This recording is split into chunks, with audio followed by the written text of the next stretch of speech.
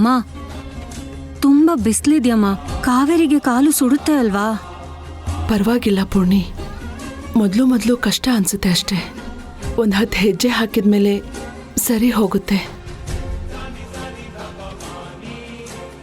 ಏನೇ ಆದರೂ ಪ್ರದಕ್ಷಿಣೆ ಅರ್ಧಕ್ಕೆ ನಿಲ್ಬಾರ್ದು ಪೂರ್ಣಿ.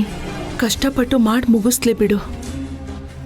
ಆಂಟಿ, ಮೊದಲೇ ತುಂಬಾ ಬಿಸಿಲಿದೆ, ಇದನ್ ಮಾಡ್ಲೇಬೇಕಾ? ಪರಿಹಾರ ಪೂಜೆ ಅಂದಮೇಲೆ ಮಾಡಲೇಬೇಕಲ್ವೇ ನಮ್ಮ ಸರ್ಸು?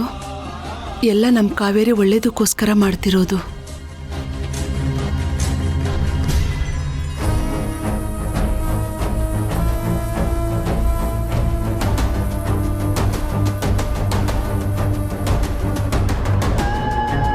ಕಾವೇರಿ ಕಾವೇರಿ ಕಾವೇರಿ ಕಾವೇರಿ ಏನಾಯ್ತಮ್ಮ?